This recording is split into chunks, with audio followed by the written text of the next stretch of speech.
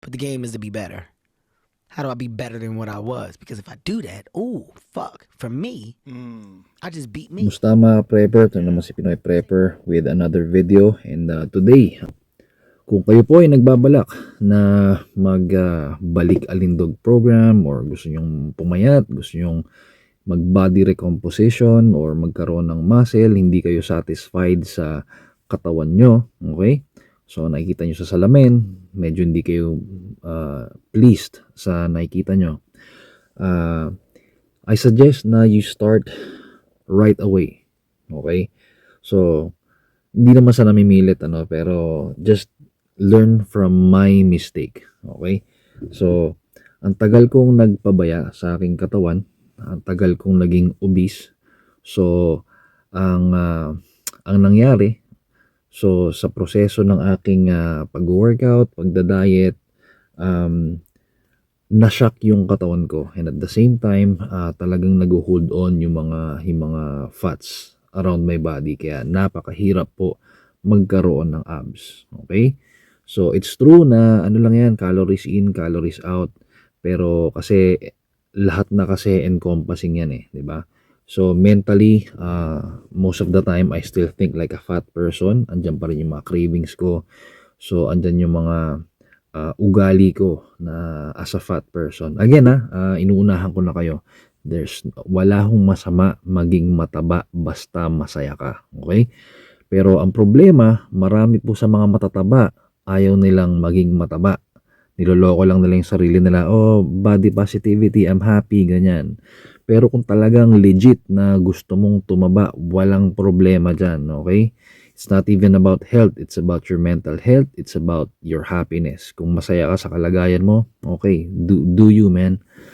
Pero kung ikaw ay nagbabalak na baguhin ang iyong sarili, nagbabalak kang magkaroon ng membership sa gym, ang aking suwestyon ay huwag ka nang magpa-delay-delay, huwag ka nang magpatumpik-tumpik. Kasi pag pinatagal mo pa yan, lalo na kung lagpas 30 ka na, okay, mas mahihirapan lalo ang katawan mo. Kasi the more you stay sa complacency, the more nagiging norm yung iyong estado. Let's say from the perspective of someone who's fat, the more kang mataba, okay?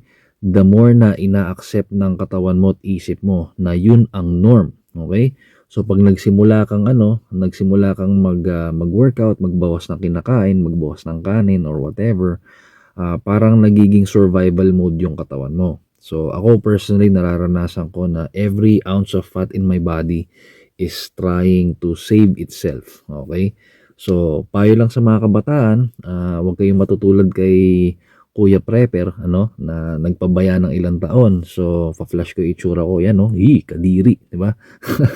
Tapos ngayon medyo ganito na tayo. Ha? Medyo wala pa rin, pero kita nyo parang yung abs ko sa ilaw lang yan pero sa totoo lang pag sa umaga parang hindi ako nag-workout, pero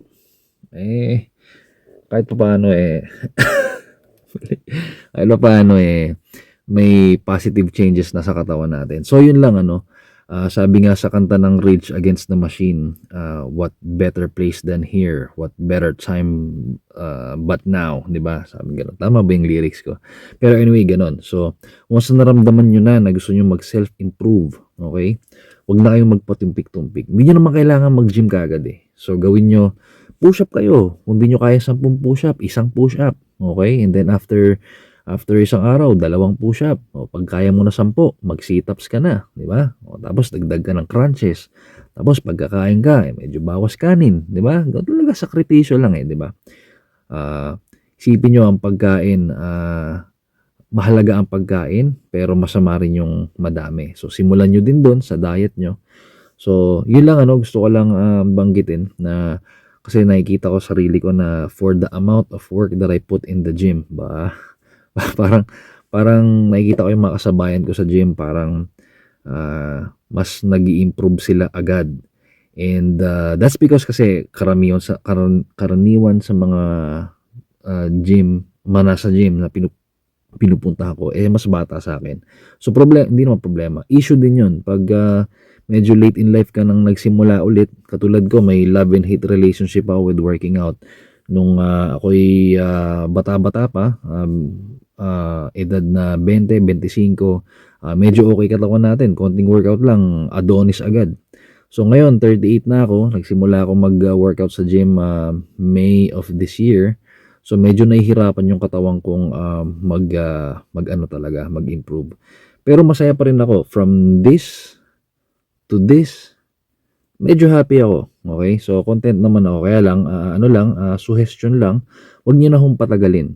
Lalo na kung wala pa kayo sa edad na 40 kasi 'pag pumalo na 'yan sa 40, 45, na-set na yung katawan at mentalidad nyo sa ganong estado ng size nyo eh. Nagiging part na ng pagkatao mo yung taba. So, once na mag-start ka mag-shed ng weight, parang nagpa-panic mode yung katawan nyo.